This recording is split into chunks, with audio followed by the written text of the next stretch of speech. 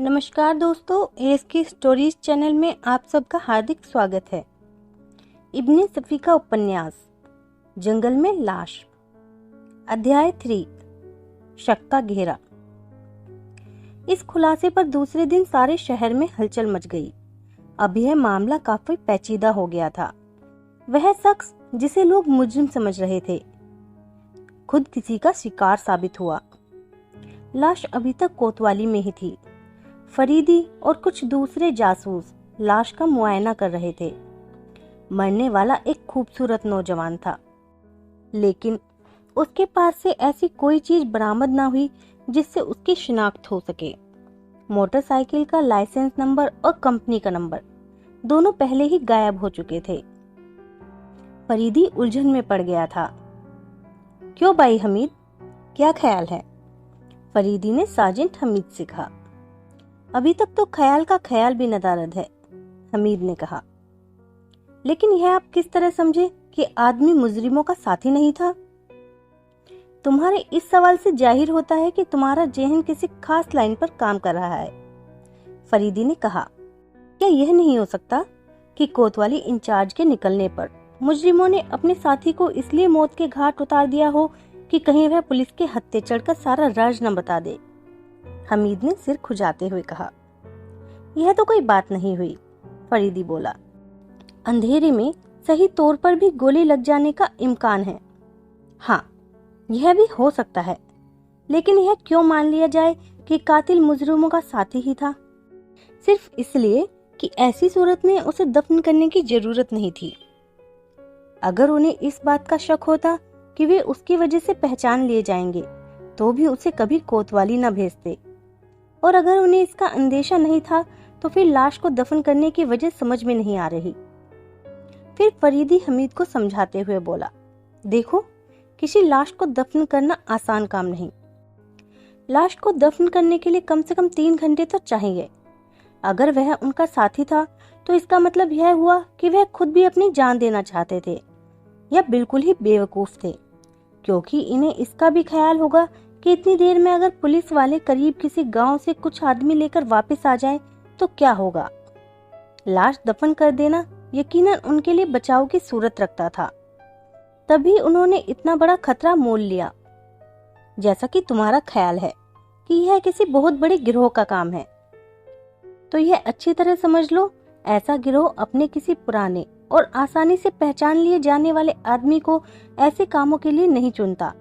इसके लिए वह हमेशा किसी नए आदमी को फांसता है, ताकि अगर वह पकड़ लिया जाए तो किसी किस्म का कोई राज जाहिर ना हो सके। चलिए, मैंने मान लिया, हमीद ने कहा। लेकिन अब यह सवाल पैदा होता है कि अगर मुजरिमों को खास तौर से उसी आदमी का कत्ल करना था, तो आखिर इतना हंगामा करने की क्या जरूरत थी? इसका मतलब यह हुआ कि उन्होंने पुलिस को बाकायदा चैलेंज कर एक आदमी को कत्ल किया।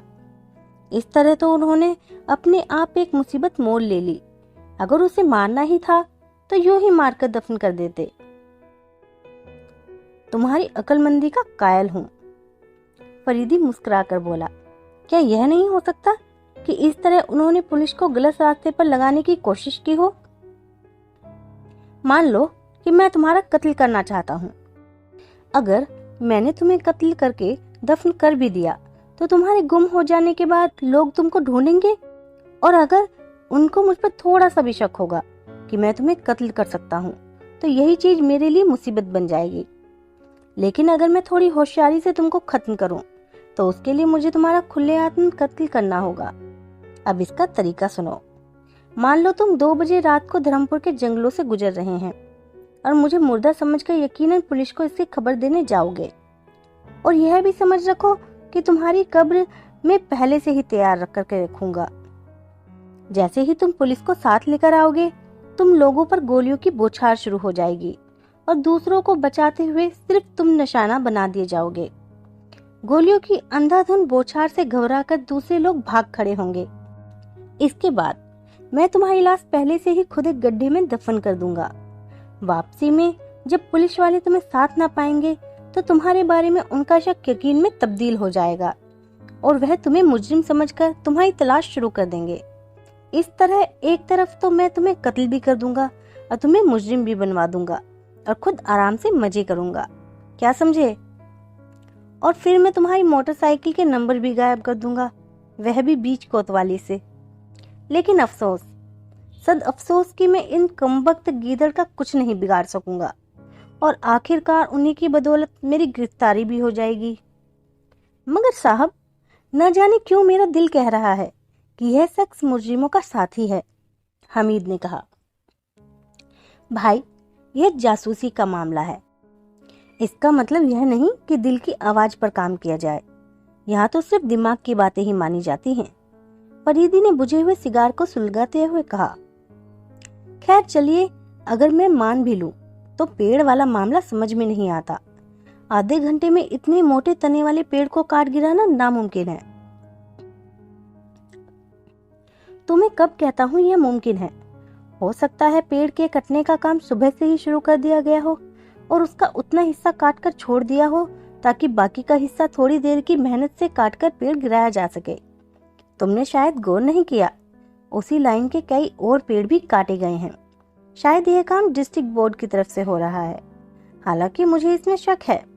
डिस्ट्रिक्ट बोर्ड के अलावा कोई और इन पेड़ों को कानूनन कटवा भी नहीं सकता और यह भी नहीं हो सकता कि कोई सरकारी दफ्तर अपनी जिम्मेदारी पर इतने बड़े पेड़ को ऐसी खतरनाक हालत में छोड़ जाए जो आधे घंटे की मेहनत से गिराया जा सके, क्योंकि इतना भारी भरकम पेड़ ऐसी हालत में तेज हवा का एक झोंका भी बर्दाश्त नहीं कर सकता।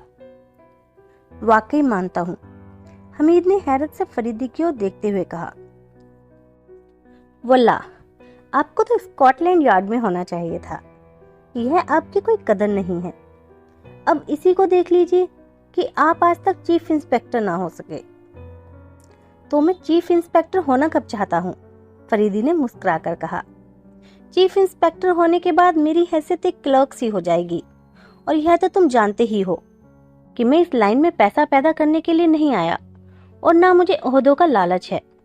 मेरे पास इतना पैसा मौजूद है कि बेकार बैठकर भी शहजादों की सी जिंदगी गुजार सकता हूँ। अगर हिंदुस्तान में प्राइवेट जासूसों के लिए कानूनन कोई जगह होती तो मुझे इतना सरदर्द मोल लेने की कोई जरूरत ना थी। आप कहेंगे मैं चापलूसी कर रहा हूँ, हमीद ने कहा, लेकिन मैं कहे बगैर नहीं रह सकता कि आप जैसा आदमी आज तक मेरी नजरों से नहीं गुजरा। कभी कभी तो मैं यह सोचने लगता हूँ कि शायद आप लोहे के बने हैं और बहुत से लोग मुझे लोहे का चना भी समझते हैं, फरीदी ने हंसकर कहा। लेकिन यह आज तक मेरी समझ में नहीं आया कि आखिर आप औरतों से क्यों दूर भागते हैं, शादी क्यों नहीं करते? फिर वही औरत, फरीदी ने हमीद को घूरते हुए कहा। अभी तुम्हारे सिर पर औरत क्यों सवार है? कहीं से बात शुरू हो तुम्हारी तान हमेशा औरत पर ही टूटती है। यह क्या बेवकूफी है? आप इसे बेवकूफी कहते हैं? हमीद ने संजीदगी से कहा। अच्छा, बको मत, अभी बहुत काम करना है। चलो डिस्ट्रिक्ट बोर्ड के दफ्तर चलें। डिस्ट्रिक्ट कोर्ट के दफ्तर में इन दोनों की आमद से भूचाल सा आ गया। मामूली से चपरासी से लेकर चेयरमैन तक खुद को चोर महसूस करने लगे। लोकल सेल्फ गवर्नमेंट के किसी भी डिपार्टमेंट के दफ्तर में किसी जासूस का आ जाना वहां के पूरे स्टाफ के लिए झटके से कम नहीं होता। उनकी सारी पिछली धांधलीबाजियां उनकी आंखों के सामने नाचने लगती हैं और हर शख्स को लगता है कि आज वह पकड़ लिया जाएगा। लेकिन यहाँ फरीदी अपने किसी दूसरे काम से आया था। दफ्तर में जब यह मालूम हुआ कि वह उन मजदूरों से मिलना चाहता है जो धर्मपुर के जंगलों में पेड़ काट रहे थे, तो उनकी जान में जान आई। धर्मपुर के जंगलों का हादसा काफी मशहूर हो चुका था, इसलिए सभी यही समझे कि ये लोग थोड़ी छानबीन के सिलसिले में आए हैं। वहां के मजदूरों में से सिर्फ 2 उस वक्त मौजूद थे। फरीदी उन्हें अलग ले गया। तुम लोगों ने एक खतरनाक गलती की है, फरीदी ने धीरे से कहा। दोनों के चेहरे पर फख्र थे और वे एक दूसरे की तरफ अजीब तरह से देखने लगे। तुमने वह पेड़ सड़क की तरफ क्यों गिराया था? साहब, सड़क की तरफ तो हम दोनों ने कोई पेड़ नहीं गिराया, उनमें से एक बोला। याद करो, वह पीपल का पेड़ जो चौराहे से कुछ दूर हटकर था। नहीं साहब, हम ऐसी गलती नहीं कर सकते। खैर, अगर तुमने गिराया नहीं था तो उसे ऐसी हालत में छोड़ दिया था कि पेड़ तेज हवा चलने से अपने आप गिर जाए? नहीं तो। मगर साहब, साफ साफ बताओ, फरीदी तेज आवाज में बोला। मुझसे सुनिए साहब, दूसरा बोला। अब तो गलती हो ही गई है और सजा भुगतनी होगी। हाँ हाँ, डरो नहीं, हम गरीबों का खास तौर पर ध्यान रखते हैं, मगर सच्चाई शर्त है। फरीदी उसका कंधा थपथपाते हुए बोला। खुदा आपको खुश रखे, हम लोग बिल्कुल बेकसूर हैं, हमारी गलती बस। हाँ हाँ कहो। साहब, हुआ यह कि हम 4 आदमी उस पेड़ को काट रहे थे। शाम हो गई थी और पेड़ इतना काट दिया था कि उसकी डालों पर रस्सी फंसाकर हम उसे आसानी से दूसरी तरफ गिराया जा सकता था। हम लोग सुस्ताने लगे थे और इरादा था कि अब उसे दूसरी तरफ गिरा दें कि अचानक किसी के चीखने की आवाज आई। हम लोग चौंक पड़े। एक आदमी हमें अपनी तरफ दौड़ता हुआ दिखाई दिया। वह हाय मार डाला, हाय लूट लिया कहता हुआ हमारे करीब गिर पड़ा। हम लोगों के पूछने पर उसने बताया कि वह जिलेदार है, गांव से रुपए वसूल करके ला रहा था कि अचानक 2 आदमियों ने उससे मारपीट कर रुपए छीन लिए। उसके बयान के मुताबिक हादसा करीब ही हुआ था, इसलिए हम चारों शोर मचाते हुए उसके बताए हुए रास्ते पर दौड़ने लगे। वह भी हमारे साथ था। एक जगह पर रुक गया और एक झाड़ी से एक थैली उठाकर हमें दिखाए और कहा कि इसी थैली में रुपए हैं। शायद घबराहट में या उन बदमाशों के हाथ से गिर गई। उसने वह थैली जमीन पर उलट दी और बैठकर रुपए गिनने लगा। वाकई उस थैली में हजारों रुपए थे। उसने हम लोगों से कहा कि हम उसके साथ शहर चलें, क्योंकि वह पुलिस में रिपोर्ट कराना चाहता था और उसे यह डर था कि कहीं रात में बदमाश फिर न मिल जाएं। हम लोगों ने इनकार किया, लेकिन उसने हमें 1000 रुपए देने का वादा करके राजी कर लिया। हम लौट आए और कुल्हाड़ी वगैरह संभालकर शहर की तरफ चल पड़े। 1000 रुपए के लालच ने हमें यह भी ना सोचने दिया कि पेड़ को खतरनाक हालत में छोड़कर जा रहे हैं। शहर पहुंचकर उसने कहा कि अब पुलिस में रिपोर्ट करना बेकार ही है, क्योंकि रुपए तो मिल गए हैं। फिर वह हमें एक शराब खाने में ले गया। हम लोग कभी कभी देशी शराब पी लेते हैं, वहाँ अंग्रेजी शराब देखकर हमारे मुंह में पानी भर आया। हम में से एक ऐसा भी था जो शराब नहीं पीता था, लेकिन और दूसरे खाने पीने की अच्छी अच्छी चीजें देखकर वह भी तैयार हो गया। हमें कुछ अच्छी तरह याद नहीं कि हमने कितनी पी। बहरहाल जब हमें होश आया तो हमने खुद को एक वीरान कब्रिस्तान में पाया। शायद उस वक्त रात के 3 बज रहे होंगे। यह सरकार हमारी राम कहानी। अब आप जो चाहे सजा दें। बहरहाल फरीदी लंबी सांस लेकर बोला, मैं कोशिश तो करूंगा कि तुम लोगों पर कोई आंच ना आने पाए। अच्छा, यह तो बताओ कि तुमने उस जिलेदार को उससे पहले भी कहीं देखा था? जी नहीं, हमने पहले उसे कभी नहीं देखा था। अगर तुम उसे देखो तो पहचान लोगे? अच्छी तरह सरकार, अच्छी तरह, दोनों एक साथ बोले। अच्छा, उसका हुलिया तो बताओ। हुलिया क्या बताऊं सरकार, अच्छा खासा लंबा तगड़ा आदमी था, बड़ी बड़ी काली मूछें थी, आंखों पर चश्मा लगाया था, रंग गोरा था, अंग्रेजी कपड़े पहने हुए थे, बात बात पर बच्चों की तरह ठहाका मारकर हंसता था।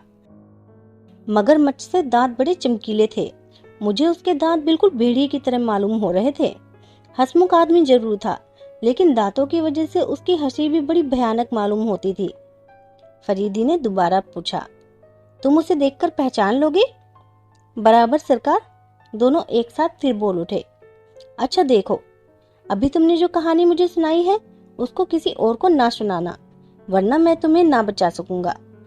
अपने उन दोनों साथियों को भी समझा देना, इस कहानी को भी किसी को ना सुनाएं। मजाल सरकार कि आपकी बातों के खिलाफ जाएं, हम लोग बिल्कुल चुप रहेंगे। कहो भाई, अब क्या ख्याल है? फरीदी ने हमीद से कहा। भला आपसे गलती हो सकती है, हमीद बोला, लेकिन अब क्या करना चाहिए? बस देखते रहो, अब चुटकी बजाते मुजरिम हमारी गिरफ्त में होंगे, फरीदी ने सिगार केस से सिगार निकालते हुए कहा। मगर यह औरत की लाश वाला मामला अभी तक समझ में नहीं आया, हमीद ने अपना सिर खुजाते हुए कहा। यह कोई मुश्किल काम नहीं है, एक औरत की लाश बहुत आसानी से तैयार कर सकते हैं। वह लाश यकीनन नकली होगी। मोटरसाइकिल का नंबर वाला मामला भी अजीब है। खैर, नंबर प्लेट निकाल देना तो मुश्किल काम नहीं, कंपनी का नंबर देखने के लिए काफी वक्त दरकार होता है और हैरत इस पर है कि किसी ने रेती चलाने की आवाज भी ना सुनी। फरीदी कुछ सोचते सोचते चौंक पड़ा। हमीद, मैं दरअसल इसलिए तुम्हें अपने साथ रखता हूँ, तुम्हारे सवालों ने अचानक यह मामला भी हल कर दिया। तो सुनो, क्या तुम्हें याद नहीं कि सुपरिटेंडेंट साहब की कार बिगड़ गई थी और ड्राइवर बार बार इंजन स्टार्ट कर रहा था? उस इंजन के शोर में भला रेती की आवाज कैसे सुनी जा सकती थी? लगभग 2 घंटे के बाद कार बन सकी थी। अब मैं कसम खाकर कह सकता हूँ कि मोटरसाइकिल का नंबर इसी बीच रेता गया था। लेकिन रेतने वाला कौन हो सकता है? किसी बाहरी आदमी की तो हिम्मत नहीं पड़ सकती। तो फिर आपका शक किस पर है? अभी फिलहाल है बताना जरा मुश्किल है, फरीदी ने सिगार मुंह में निकालते हुए कहा। क्यों ना हम लोग धर्मपुर के जंगल का एक चक्कर और लगाएं? मुझसे एक जबरदस्त गलती हुई है। मुझे उस गड्ढे का जिसमें लाश मिली थी ठीक तरह से जायजा लेना चाहिए था। हो सकता है कोई काम की बात मालूम हो जाती। दोस्तों, आगे की कहानी अगले भाग में।